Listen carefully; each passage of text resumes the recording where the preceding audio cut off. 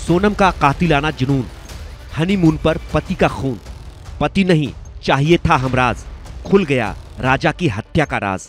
सोनम रघुवंशी ने कबूला जुर्म, बेरहमी से किया पति का खून। हत्यारिन सोनम रघुवंशी ने अपने पति की हत्या की बात कबूल कर ली है। कबूल कर ली है कि कैसे उसने अपने पति की हत्या करवाई। कबूल कर ली है कि वो ही अपने सुहाग की हत्यारिन है। हाथों से मेहंदी के रंग उतरे भी नहीं थे कि उसने अपने ही पति के खून से अपने हाथ रंग लिए। सूत्रों के मुताबिक मेघालय पुलिस के सामने सोनम ने अपना जुर्म कबूल कर लिया है। कबूल कर लिया है कि उसने ही अपने पति राजा रघुवंशी की बेरहमी से हत्या कराई, अपनी ही आंखों के सामने। राजा रघुवंशी हत्याकांड में सोनम और बाकी चारों आरोपी शिलोंग में पुलिस कस्टडी में हैं। पुलिस लगातार उनसे पूछताछ कर रही है। जानकारी के मुताबिक बार बार खुद के अगवा किए जाने की रट लगा रही सोनम को जब एसआईटी ने राजा की हत्या से जुड़े सबूत दिखाए तो वो टूट गई। सोनम के साथ ही राजा रघुवंशी हत्याकांड में शामिल बाकी चारों आरोपियों ने भी अपना गुनाह कबूल कर लिया है। 11 मई को परिवार की मर्जी से शादी और महज 12 दिन बाद 23 मई को पति की शिलोंग में निर्मम हत्या। सोनम के इस खूनी कारनामे से पूरा देश हिल गया। कई सारे सवाल उठने लगे, उठ तो अब भी रहे हैं। प्रेमी के लिए पागल हुई सोनम रघुवंशी ने अपने ही हाथों अपनी मांग उजाड़ ली। पति को रास्ते से हटाने का खूनी प्लान सोनम ने हनीमून पर जाने से पहले ही बना लिया था। पति राजा रघुवंशी के साथ हनीमून पर मेघालय जाना उसके उसी खूनी प्लान का हिस्सा था। उसने सोचा था कि सुनसान पहाड़ी जंगलों में पति के खून के छींटे उसके दामन तक नहीं पहुंचेंगे।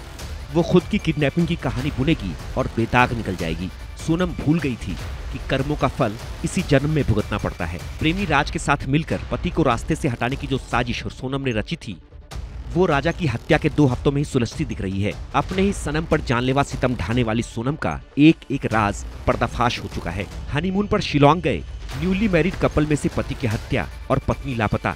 इस केस ने देश भर का ध्यान अपनी ओर खींचा। मेघालय सरकार ने केस की जांच के लिए एसआईटी गठित कर दी। एसआईटी की टीमों ने जब राजा रघुवंशी हत्याकांड की गहन पड़ताल की तो एक एक कड़ियां जुड़ती चली गईं। इंदौर के ट्रांसपोर्ट कारोबारी राजा रघुवंशी की हत्या की साजिश रचने वाली सोनम के कातिलाना प्लान की स्क्रिप्ट शादी से पहले ही लिखी जा चुकी थी। जानकारी के मुताबिक सोनम ने राजा रघुवंशी की हत्या का प्लान भी तैयार किया हुआ था। अगर सोनम के प्रेमी राज कुशवाहा के दोस्त विशाल, आनंद और आकाश राजा को मारने में कामयाब नहीं हो पाते तो सोनम खुद अपने ही हाथों पति की जान ले लेती।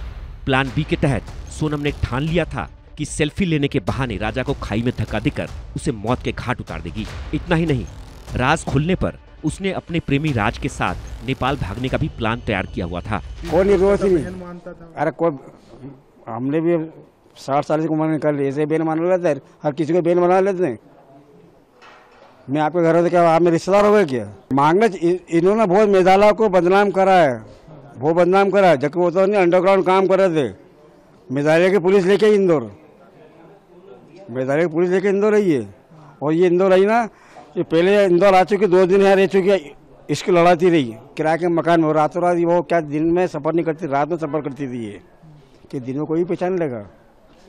आपके भरोसे मेघालय पुलिस ने सही काम किया? बहुत अच्छा काम किया। मैं तो मेघालय का जो बदनाम करा था, माफी चाहता हूँ मैं। बहुत अच्छे। आप माफी मांग रहे हैं? हाँ। क्यों? बदनाम वो लड़का ला करते ना। आप मैं तो, मुझे तो मेरा बच्चा भले लाश है, मगर ढूंढ से निकाला। वो तो आज भी कह रहे हैं मेघालय वो एक ही स्टूडेंट की है, सीबीआई चाहिए, सीबीआई चाहिए। क्या करें सीवार के?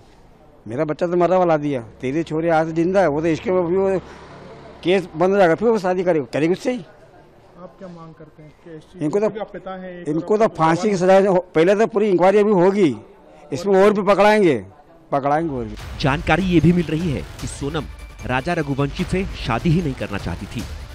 वो तो अपने प्रेमी के साथ ही जीवन बिताना चाहती थी। ये बात उसने अपनी माँ से भी कही थी, लेकिन माँ ने पिता के नहीं मानने और लोकलाज का डर दिखाते हुए समाज में ही शादी करने का दबाव बनाया। प्रेमी राज से शादी ना होने की सूरत में उसने माँ को धमकी दी थी कि देखना, जिससे भी मेरी शादी होगी उसका मैं क्या हाल करूंगी। शादी के बाद सोनम पति राजा से खिंची खिंची रहती थी। जो जानकारी सामने आ रही है उसके मुताबिक सोनम और राजा एक दूसरे के करीब भी नहीं आ सके थे। उनका वैवाहिक जीवन शुरू नहीं हो सका था। सोनम ने मन्नत का बहाना करते हुए कहा था कि मां कामाख्या के दर्शन के बाद ही वो अपना वैवाहिक जीवन शुरू करेंगे। पत्नी का मान रखते हुए राजा ने मां कामाख्या के दर्शन की बात मान ली थी, लेकिन उसे क्या पता था कि उसकी पत्नी उसे हनीमून पर नहीं, उसके आखिरी सफर पर ले जा रही है। उसे क्या पता था कि जिसके साथ 7 फेरे लेते हुए 7 जन्म तक साथ निभाने का वादा किया था, वो पत्नी इसी जन्म में उसे मौत दे देगी। उसे क्या पता था जिस पत्नी के साथ वो अपनी जिंदगी शुरू करने जा रहा है, वही उसकी जिंदगी खत्म कर देगी। Bureau report, India news.